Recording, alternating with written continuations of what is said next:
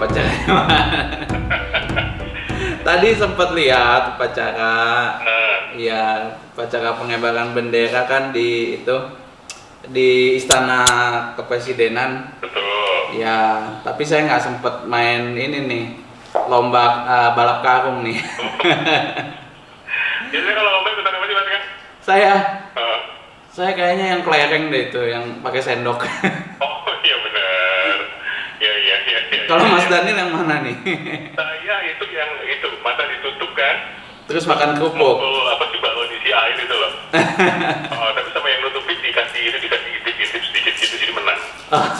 Udah jujur ya. Ya, yang penting kita celebrate ya. Ya benar, ya lo udah lama gak tirakatan ya kan? Iya, Terus apa namanya lomba-lomba gitu. benar. Oke, Mas yang malam hari ini Feng Shui adalah tentang apa nih bajunya? Senki. Sengci, betul. Nah, tapi pertama-tama saya juga harus ucapin selamat ulang tahun yang ke-75 untuk negaraku yang tercinta Indonesia. Juga tidak lupa bersyukur sama mengenang pahlawan-pahlawan yang udah berkorban juga buat kita demi kesatuan negara ini ya. Nah, kedepannya saya juga berdoa supaya Indonesia lebih maju, lebih bersatu, lebih berjaya lagi. Amin. Amin. Ya ya ya. Sebenarnya kalau intip-intip sebentar nih, kalau dari Feng Shui Indonesia itu fungsinya kayak apa sih? Indonesia itu lahir 1945, itu tahun ayam ya. Ayam bawaan elemennya adalah kayu. Mhm. Iya. Oke.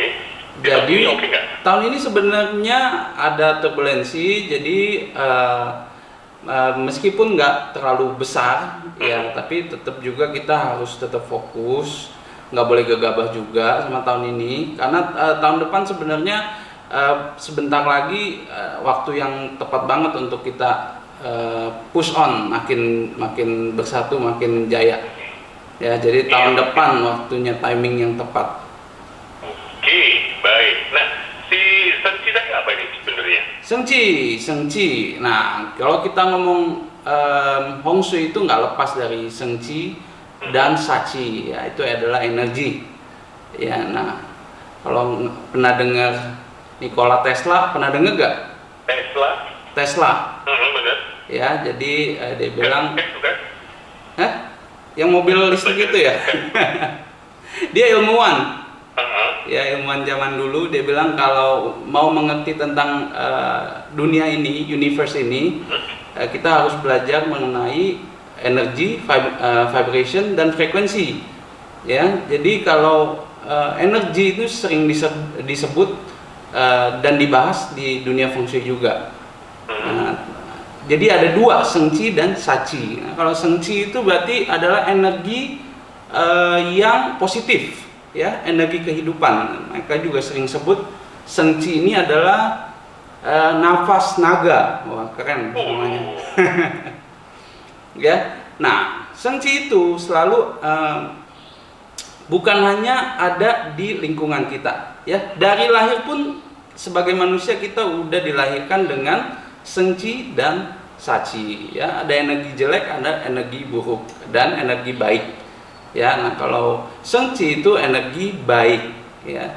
Nah, kalau kita tidak bisa mengetahui dan cara mengaktifkan Sengci kita, maka yang terjadi kita bakalan lebih gampang untuk dipengaruhi oleh lingkungan dan juga pergaulan. Ya, karena pada prinsipnya ya kita manusia sosial, jadi selalu berinteraksi baik dengan lingkungan dan juga manusia lain. Betul. Nah, manusia lain ini banyak yang mungkin banyak juga yang memotivasi, banyak juga yang menjatuhkan kita. Ya, misalnya kalau memotivasi ya berarti dia menghidupkan energi positif kita. Ya, tapi kalau ketemu teman yang malah lebih sering menjatuhkan kita. Nah, kalau kita tidak memiliki Sengci yang baik, kita bakal terpengaruh. Oke. Ya, kita malahan juga ikutan drop. Nah, disitulah peranan sengci dalam rumah itu untuk tetap mengaktifkan sengci yang ada di bawaan lahir tersebut. Gitu. Nah, jadi kalau kita masih sering merasa males-malesan, nggak produktif, sering bimbang, lalu gampang menyerah. Nah, ini sebenarnya adalah langkah-langkah. Ini adalah ciri-ciri orang yang sengcinya sedang bermasalah. Ya, energi positifnya sedang tidak baik. Apa aja tadi? Bimbang? Bimbang, gampang menyerah, ya males-malesan, nggak tentu arah. Nah, biasanya juga susah bangun dari ranjang. Ini ada Bangun dari ranjang saya itu. Oke. Bukan bersifat nyindir ya, tapi kalau ada yang sadar, mohon maaf. Ya, tapi memang seperti itu. Berbalik dengan orang yang punya sengci yang baik, yang orangnya optimis, lalu juga semangat daya juangnya kelihatan. Jadi kita pun nggak perlu menghitung sengci, kita cukup bisa melihat dan merasakan sengci orang itu. Ya, kan ada orang yang datang dengan tiba-tiba dengan energi yang luar biasa, kita udah bisa merasakan gitu. Beda lagi dengan orang yang datang dengan pesimisnya, kita juga terpengaruh oleh itu. Nah, sekarang yang mau dibahas itu bagaimana caranya supaya kita bisa mengaktifkan sengci di rumah kita. Di rumah, kalau di rumah berarti otomatis seluruh anggota keluarga akan juga mendapatkan manfaatnya. Baiknya. Betul. Oke. Iya, seperti itu. Nah, kita mau break dulu atau lanjut? Sisa 2 menit, lanjut dulu sedikit ya. Kita lanjut dulu ya. Oke, jadi kalau sengci itu, mereka energi ini bakal bersirkulasi terus. Ya, dia akan masuk paling utama lewat bagian depan rumah. Ya, ini banyak orang suka menyepelekan, bahkan lebih suka membahas isi dalam rumah seperti apa. Tapi malah kita pertama-tama dalam mengukur seberapa bagusnya energi rumah justru harus dari depan. Malah bukan dari depan aja, harus mulai dari entrance gerbang. Misalnya komplek gitu ya, kita mesti jangan lihat rumahnya, kita lihat akses rumahnya. Ya, jadi kita mulai dari sebelum rumahnya, jalan masuk ke rumah itu bagaimana. Ya, jadi kalau kita lihat misalnya dari pintu gerbang masuk komplek, ternyata dari situ turun ke bawah ya, semacam lembah. Ya, itu sebenarnya udah nilai minus. Ya, karena kita sedang masuk menuju lembah ke bawah. Nah, itu banyakan orang tidak memperhatikan, malah lebih suka dalamnya rumah. Ya, jadi itu meskipun simple tapi layak dipertimbangkan. Ya, akses masuk. Oke. Jadi kita mulai, bahwa yang harus diperhatikan adalah jalan, bahkan dari jalan depan rumah nih. Betul, sudah mulai. Dulu. Iya. Ya, nah di rumahnya seperti apa kita lanjutkan selanjutnya ya Mas Kang ya. Oke.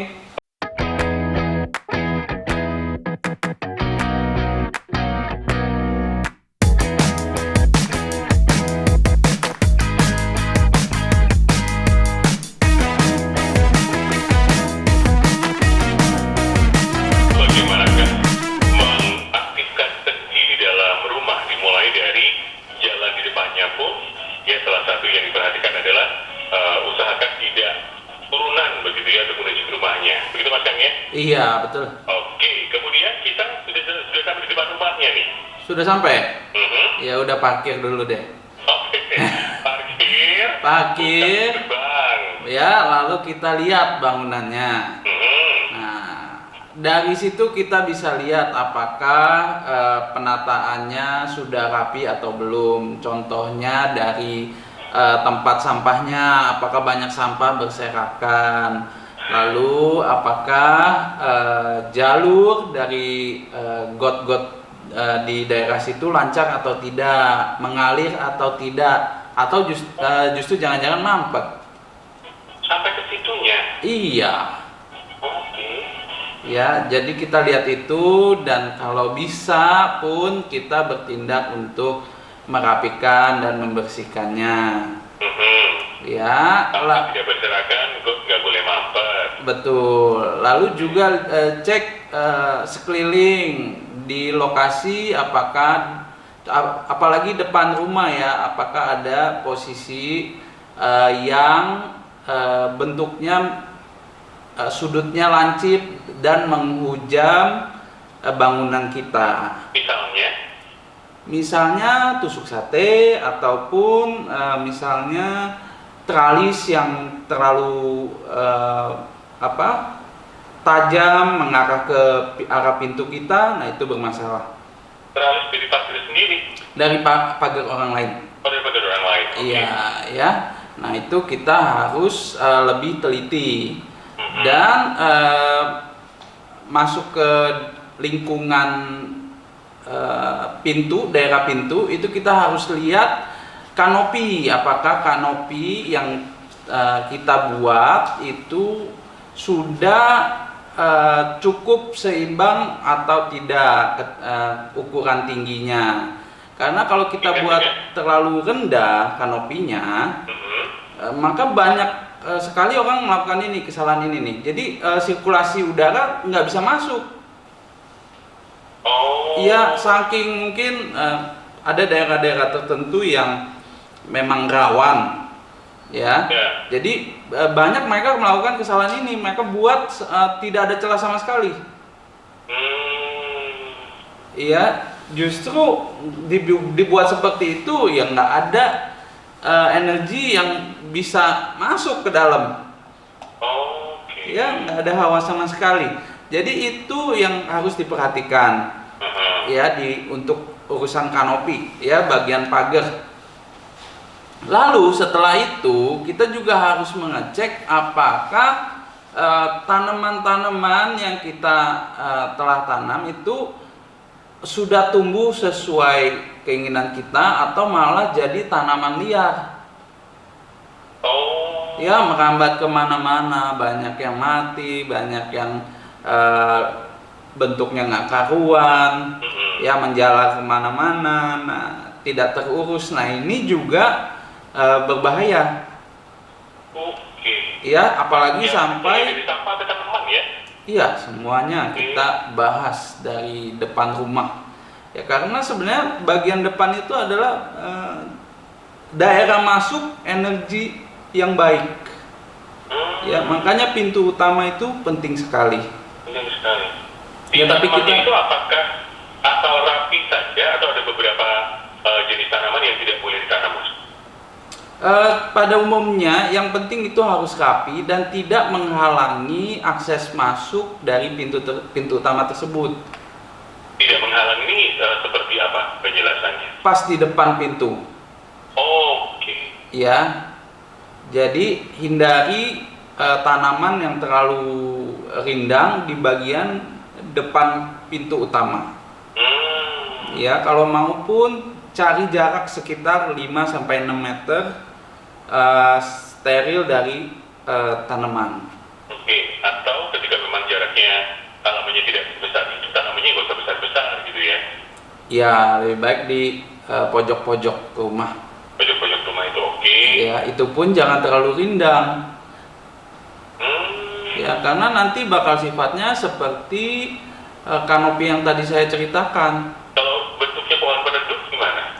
Pohon peneduh sebenarnya pada prinsipnya boleh, cuman saja ya itu harus dirawat, harus tetap rapi. Ya, itu banyak juga orang-orang melakukan kesalahan di situ. Yang selanjutnya adalah jalan setapak menuju pintu utama. Nah, ini banyak orang melakukan kesalahan. Kesalahan pertama adalah membuat jalan setapak, tapi banyak sekali dibuatkan ada semacam tali airnya. Apa maksudnya? Jadi kita ini kalau mau masuk ke dalam pintu utama, masuk ke dalam rumah, itu kita harus melompat. Ya. Paham nggak? Saya mesti ada ilustrasinya nih. Ini kan tangga biasa gitu. Bukan tangga tapi jalan setapak yang ada semacam pond ya, semacam kolam kecil. Dibuatkan kolam kecil lalu ada jalan setapak menuju pintu utama. Nah itu paham nggak? Iya, jadi dari halaman ada kolam. Kalau mau ke pintu utama kita harus nyebrang kolam itu. Iya betul. Nah itu dijadikan akses masuk ke pintu utama. Ya. Ya jadi kalau kita mau masuk ke pintu utama aja udah kesulitan karena harus melompati kolam itu. Betul. Nah itu juga merupakan kesalahan. Oh itu? Iya. Oh. Yang Ya. sebenarnya kan ada yang dibilang estetis gitu, ada air mengalir. Betul, banyak kan sekarang begitu. Nah tapi sebenarnya itu justru merugikan. Ya. Kalau ada kolam di halamannya saja cukup nih. Nggak perlu harus melompati. Kita harus lompat untuk sampai ke pintu utama gitu ya. Iya jangan, daerah menuju pintu utama itu harusnya landai dan gampang diakses. Oke. Ya. Oke. Lalu berikutnya adalah peletakan septic tank. Septic tank, ya. Ya, banyak juga yang tidak terlalu memahami atau melihat, mencari tahu posisi septic tanknya itu ada di mana. Jangan-jangan malah pas di dekat pintu utama. Nah ini fatal. Oh. Ya harus dihindari. Jadi sebaiknya di mana? Mungkin bisa di bawah garasi. Banyak kan di bawah garasi. Bawah garasi. Kalau di garasi? Harusnya bisa di taman, tapi hindari tetap di depan pintu utama itu tidak boleh. Oke. Ya. Agak geser kanan atau kiri gitu ya? Betul. Oke. Nah, lalu berikutnya pintunya. Mhm. Nah, pintu ini banyak macam kesalahan. Ya, banyak orang yang pikir pintu utamanya sudah baik, ternyata banyak kesalahan. Contohnya itu membuang keluar daun pintunya. Itu harus membuang ke dalam. Oh, bukaannya. Oke. Ya, lalu juga perhatikan kesehatan dari kayu-kayunya, kusen-kusennya, apakah ada yang lapuk atau tidak. Nah, kalau saatnya renovasi itu mesti diperbaiki. Intinya saya dapat adalah rapi, kemudian nggak ada yang rusak-rusak, yang bocel-bocel, semuanya harus diperbaiki begitu ya. Betul, dan harus dibuatkan supaya akses masuk energi itu bisa lancar ke dalam rumah. Baiklah, kita tidak lagi, nanti kita akan lanjutkan sebentar sebelum kita menjawab pertanyaan dari sahabat sonora. Oke.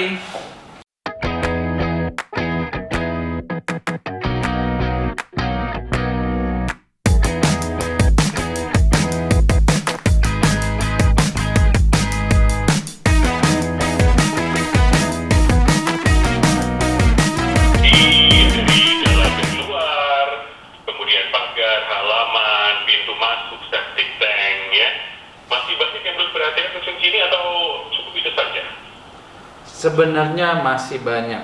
Mungkin habis ini baru minggu depan kita lanjut lebih dalam kali ya. Oke. Jadi yang bisa dicatat sahabat sonora malam hari ini adalah satu tadi tidak ada sampah-sampah di bagian depan rumah. Itu baru sampai di bagian depan rumah ya? Iya, jadi memang bagian depan itu paling penting juga termasuk. Ya, jadi kita harus memperhatikan daerah depan dan daerah pintu masuk kita. Oke. Baik, itu tadi semoga membantu sahabat sonora yang lebih banyaknya akan kita bahas kembali minggu depan. Kita akan jawab yang sudah masuk, Mas Kan? Oke. Ini ada Rudi. Pak Rudi. Tanggal lahirnya tanggal 30 Yep. bulan 6 tahun 82. Jamnya 19 malam. Kemudian istrinya Ervina. Oke. Tanggal 13 13. bulan 11 Oke.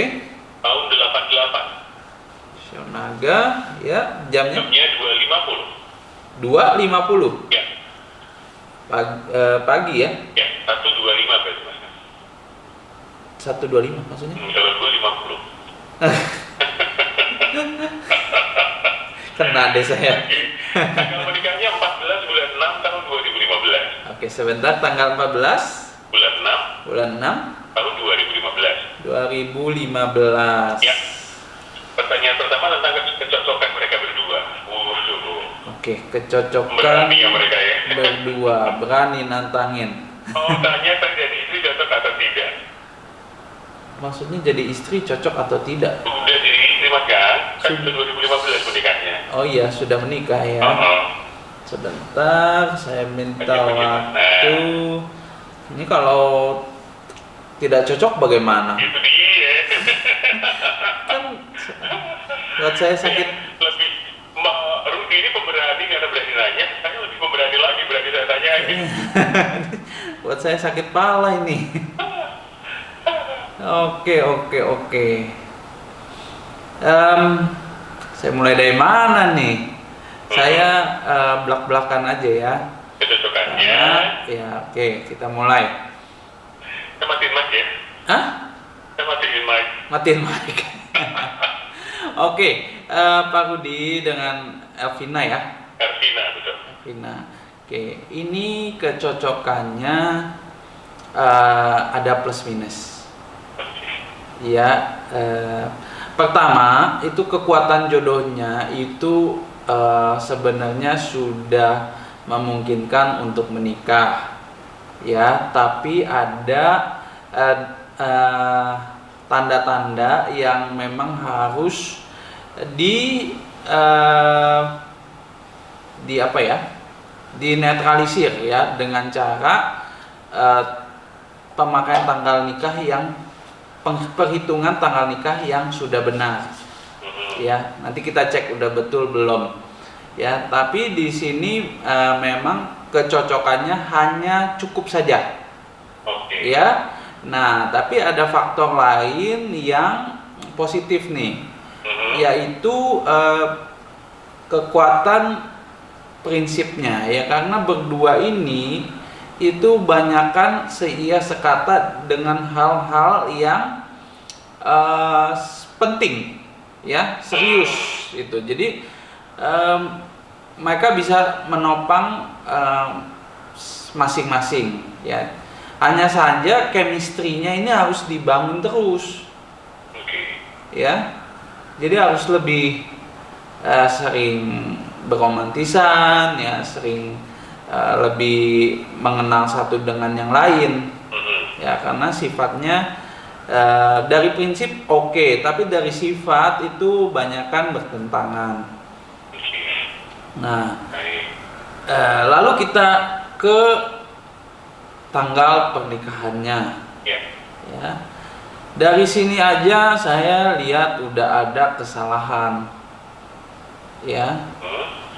Jadi ini kesimpulannya tanggal nikahnya salah. Ya, dengan adanya kesalahan tanggal nikah ini, maka lebih terbuka lebar terjadi kecekcokan.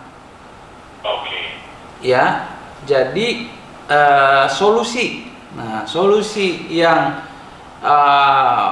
harus diambil oleh keduanya adalah menghitung tanggal baik untuk melakukan kias. Melakukan kias, ya. Jadi kita bilangnya nikah lagi, tapi dengan orang yang sama.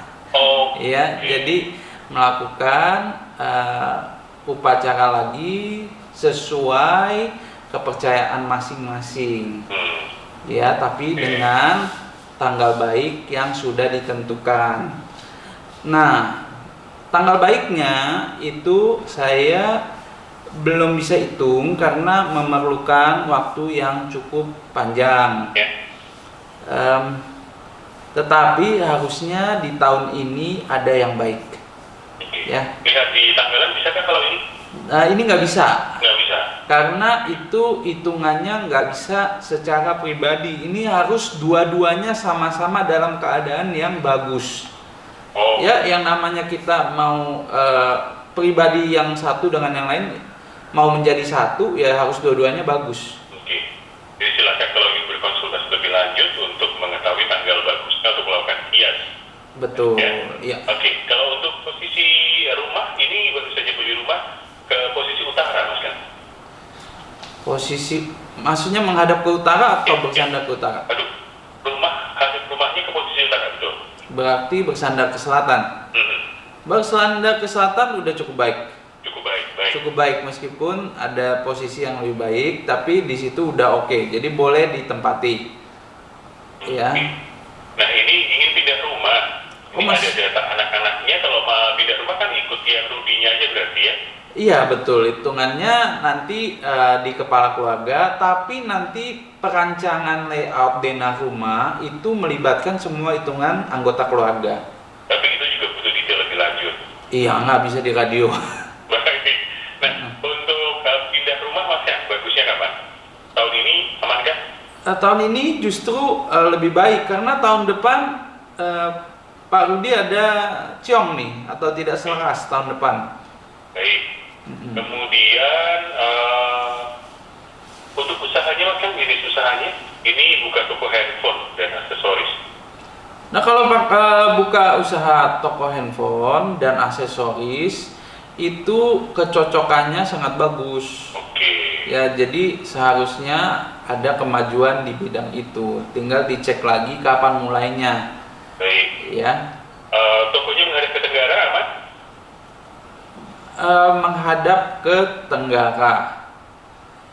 Menghadap ke tenggara berarti ada kesalahan karena kalau tenggara berarti berkedudukan di belakang barat laut. Ya, berarti bersandar ke barat laut menghadap tenggara ya. Ya, di situ ada kekeliruan, tapi nggak fatal. Jadi lebih utamakan pindah rumah dulu, ya baru perbaiki posisi kantornya atau tempat usahanya. Jadi pindah rumah ke utara ke yang menghadap utara tadi aman. Kemudian untuk tokonya sebaiknya menghadap ke? Harus terbaik bersandar ke utara. Oh, bersandar ke utara, menghadap ke selatan. Betul. Oke. Kemudian ini tinggal di toko sambil usaha Mas kan? Masih Pak Rudi? Iya. Oke. Tinggal di toko, dia kamar mandi di dalam kamar, letak ranjang bersandar di dinding kamar mandi, boleh atau tidak? Minus dikit, tidak boleh sebenarnya. Tidak boleh. Iya. Baik. Itu menjawab semoga pertanyaannya dari Pak Rudi dan juga Bu Erkina. Kita sudah sebentar Mas kan? Oke.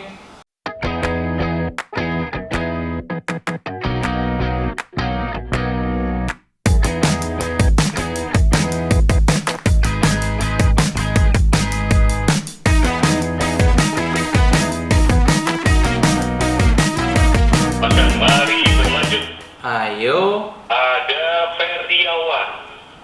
Ferry. Ya, Feriawan. Feriawan. Oke. Tanggal lahirnya? Tanggal 7 bulan 5 tahun 90. Tahun 1990 Syokuda. 7590, jam lahirnya 2350. Oke. Kemudian istrinya Jessica double S. Jessica. Tanggal lahir? Tanggal 16 bulan 3 tahun 92. 1992. Ya, 16 Maret 92, jamnya 23.02. Oh, jamnya 23.02. Wow. Oke. Anaknya? Jika ingin usaha, cocoknya bidang apa untuk saya dan istri? Oke. Untuk Ferry ya? Ferry. Nah, ini dengan istri. Ya. Yakin mau usaha sama istri? Bareng. Kenapa gitu? Ini yang ada nantinya malah cekcok. Oke. Iya, karena ya beda pendapat gimana nggak cekcok. Ya, Jadi baiknya usaha sendiri-sendiri. lebih baik usaha sendiri-sendiri. Kalau istri mau bantu ya sekedar membantu aja, tapi tidak boleh mengambil keputusan atau memberikan nasihat, apalagi di bidang yang tidak cocok ya. Jadi kalau untuk Ferry ini kecocokannya di kayu dominan. Ferry kayu dominan. Betul. Kalau Jessica? Sedangkan Jessica nggak bisa di kayu. Mhm. Lalu Jessica ini malah lebih cocok berkecimpung di dunia properti nih, kos-kosan. Lalu dunia kecantikan, wah mantap. Akibat tanah. Tanah dan air ya, jadi di kosmetik boleh, lalu di fashion bahan polyester, nylon dan kulit asli, kulit imitasi, ini Jessica jago sekali. Oke. Jadi sarannya lebih baik usaha masing-masing. Ya, harus Dengan bidangnya, lebih ya? baik begitu. Oke. Ya, tapi untuk Ferry tahun ini tolong tunda. Oke. Iya. Begitu. Kita Begitu. lanjutkan dengan Christophorus parikesit Wistara. Waduh, sebentar di spelling. Christophorus. Mhm. Christophorus, oke. Parikesit Hari kesit Wistara. Wistara. Oke. 1 Desember 2001. Sorry, diucapkan lagi. 1 Desember 2001. 1 Desember 2001. Ya. Anaknya Hah? 2001. Iya. Oke. Jam Jam 15. jam 15. Mhm. Kemudian ini ada adiknya. Oh, ini orang tuanya yang nanya. Orang tuanya nanya. Iya. Gracella Renia Chandra Kirana. Bagus-bagus amat sih namanya.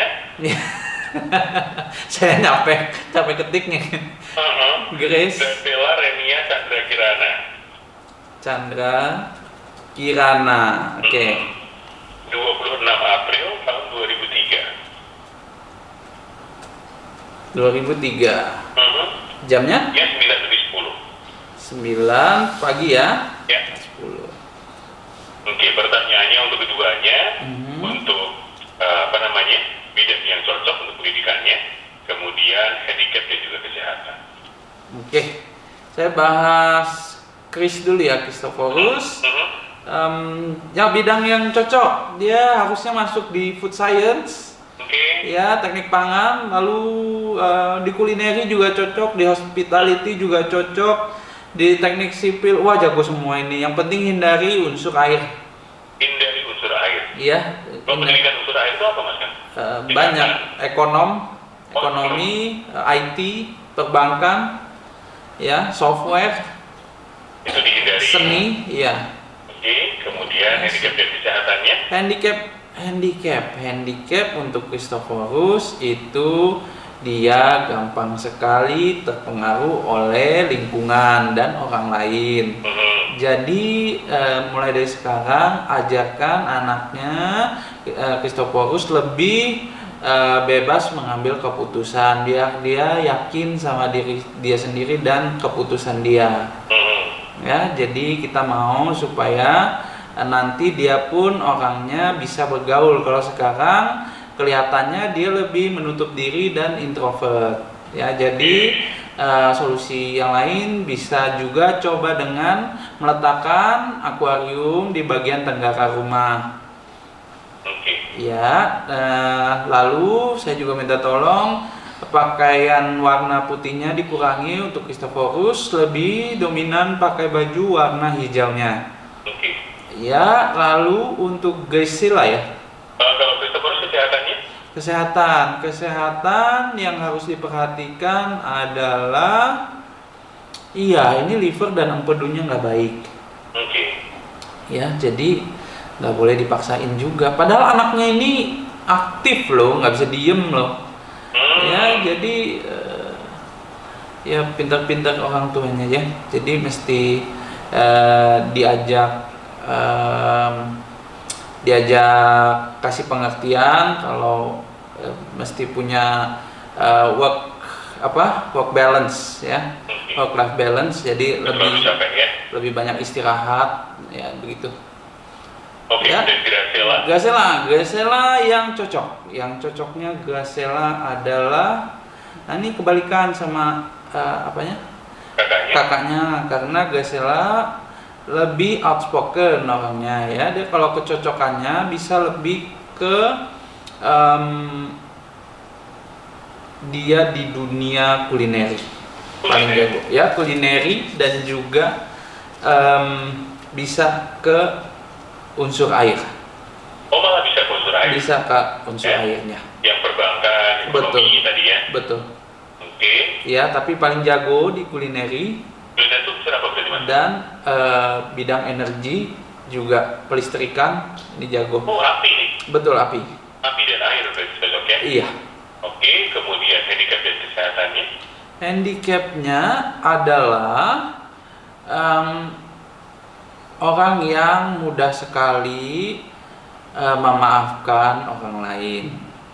Oke. Ya, sebenarnya positif, tapi jadi negatif karena apinya terlalu tinggi ya. Jadi orangnya juga nggak sabaran, meskipun pintar sekali, daya tangkapnya luar biasa, tapi jadinya nggak sabaran, emosian. Nah, itu yang mesti dikontrol. Dan juga gampang sekali puas sama pencapaiannya Oke. ya. Baiklah. Ya, untuk kesehatan jangan terlalu angkat berat, hindari minuman air dingin, juga jangan begadang, lalu minum kalsium yang cukup, dan makan sayur ya. Oh, oke. Itu aja Itu tulangnya ada sesuatu sepertinya. ya. Tulangnya butuh kalsium lebih banyak nih. Betul ya, jadi kesehatan tulang dan syaraf harus dijaga. Sisanya nggak ada ya, nggak ada yang harus terlalu diperhatikan untuk kesehatannya. Baik. Oke, semoga menjawab untuk Christopher dan juga Gracella. Makan 4 jam 9 kita akhiri di sini, kita ketemu minggu depan. Oke, siap. Dan terima kasih Mas, selamat malam. Mari, selamat malam.